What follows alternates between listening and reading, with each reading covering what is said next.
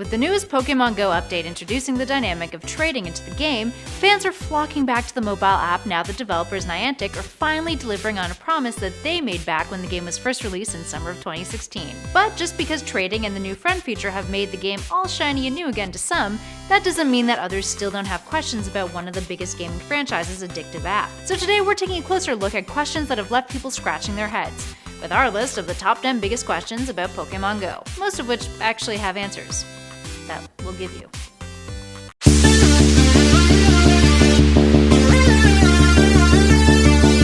At number 10, the JOHTO starters and hatching eggs. Hatching eggs have been a mechanic in Pokemon games ever since Silver and Gold. So when it was incorporated into Pokemon Go, people were jazzed. You can hatch an egg by walking in real life.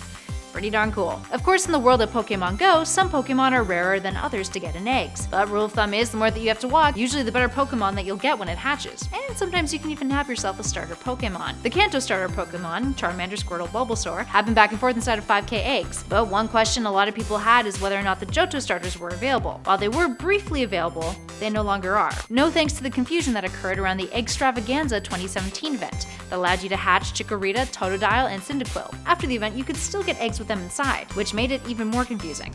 But that was only from eggs that you picked up during the event. These days, you won't be able to find one. There aren't any available in regular 5K eggs anymore. And at number 9, a map of green. You may have noticed that on the Pokemon Go map, as you're walking around, catching them all, there's some areas that are colored differently than others. Now this is because the game was updated with OpenStreetMap, an update that was purely cosmetic at its inception. Based on how each point of interest inside the OpenStreetMap is tagged, will dictate what purpose it serves in the real world. So, for example, if a piece of land that's used for military purposes appears on the map, Pokemon won't show up there. You may remember how the game gained a bit of controversy because people were wandering into churches and private property trying to catch Pokemon. Well, this is supposed to help prevent that. Anywho, there are dark green areas on the map that appear, and people are wondering what they stand for. It's actually parks and golf courses. They typically contain Pokemon nests, a location that regularly spawns the same kind of Pokemon. And at number 8, Pokemon. What are they? Back in June of 2017, Niantic deployed a new anti-cheating measure known as Pokemon. They released a statement on their Reddit saying, I quote, "With the announcement of raid battles and the new battle features, we are staying true on our commitment to ensuring that Pokemon Go continues to be a fun and fair experience for all trainers. Starting today, Pokemon caught using third-party services that circumvent normal gameplay will appear marked with a slash in the inventory and may not behave as expected. This is one small part of our continued commitment to maintaining the integrity of our community and delivering an amazing Pokemon Go experience." So, what does that mean? Well, Pokemon can't do a whole lot. They can't participate in gym battles, they can't be deployed as gym defenders, the slash sticks with them when they evolve, and you get no candy for transferring a Pokemon. Tough luck. Better play the game fairly. And at number 7, Stab. Now, if you're a casual player of the game, sometimes some of its lingo can get a little bit lost on you, specifically the term Stab. What does it mean? It's an acronym that stands for Same Type Attack Bonus. Stab increases the damage of moves that are of the same type as the Pokemon using them. It increases the damage by 25%. So a Pokemon who is a fire type will get a stab bonus when using a fire type move, like Fire Blast, but won't get that bonus if they're using a move of a different type, like a steel move like Iron Tail. Up next, number 6, Generation 4. When will Generation 4 be released? Well, over the course of the past year, Generation 3 Pokemon have been added to the game's Pokedex, a process that kicked off back in October 2017. June 21st of 2018 saw the first of the legendary Pokemon of Hoenn enter the game, and with an almost complete set of Generation 3 Pokemon available to trainers to catch, that raises the question of when we should expect the next generation to roll out. Typically, there has been a 6 to 7 month gap between generation launches. The debut of the game saw all of Generation 1 for the most part. Then in December 2016, it introduced a small amount of Generation 2 baby Pokemon, with most of that generation then being released the following year in February. But with Generation 3, the release has been a bit more staggered. So where does that leave us? Well, with Pokemon Go syncing up with Let's Go Switch games when they're released in November, we wouldn't be surprised if new Pokemon were released in celebration, especially since the trading update will likely dominate users' time over the course of the summer. So what do you guys think? When will we be seeing Generation 4 make its debut?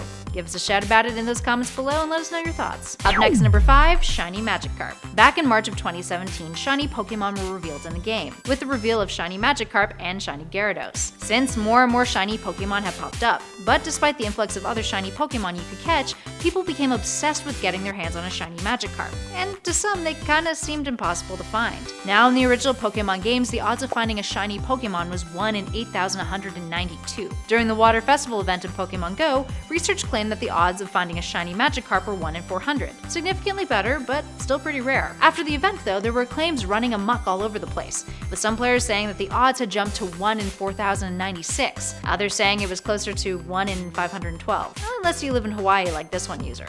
Jeez, that's a lot of Magikarp. Plus on top of that, there is a lot of speculation that the region that you're in also determines that ratio.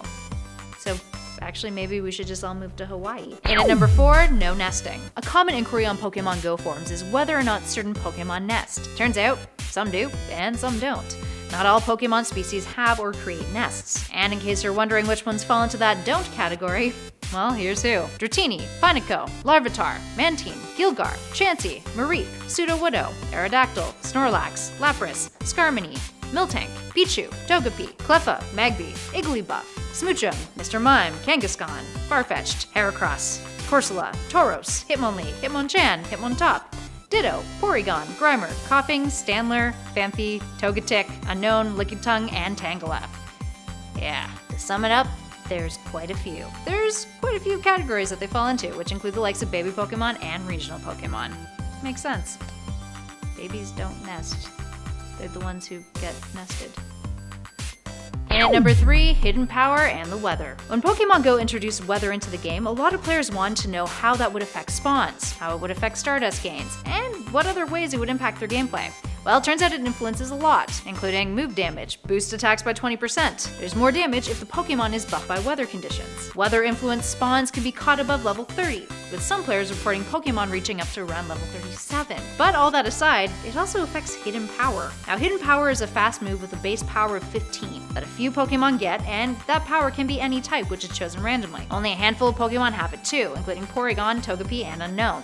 Users with Pokemon with this ability started to notice that under partly cloudy weather, hidden power was boosted by 20%. Yeah, not too shabby. In our number 2 spot, damage. Gone are the days of simple calculations when it comes to understanding how much damage your Pokemon's attack will dish out. One of the most common points of confusion for users of Pokemon Go is how exactly damage is calculated in the game, and why different Pokemon deal with different amounts of damage while using the same move. Turns out there's a formula that the game follows, which was unearthed by Reddit user QMike. If math and formulas aren't really your forte, you're probably going to be a tad baffled by this. But essentially, the formula takes into account the strength of the move, the sum of the attacker's base attack and attack value multiplied by its current combat power multiplier, which depends on level, what type it is, and if the move is of its type, effectiveness, and 1+ damage, meaning that no matter what, at least 1 point of damage will be taken by your foe. Still confused? Yeah, us too. And last but not least, in at number 1, Pokemon Let's Go. At this year's E3 2018, Nintendo revealed at its showcase that its 2 new Pokemon RPGs, Pokemon Let's Go Pikachu and Let's Go Eevee, would be capable of syncing up with Pokemon Go, allowing players to transfer over Pokemon they caught on the mobile app. Game Freak had previously stated that it was exploring the ways that Pokemon Go could be connected to the main games for a while now, and it seems that this connection with Let's Go will definitely boost the app's popularity once more. But this brings new questions to light. Specifically, how else will Pokemon Go be incorporated into the larger console game?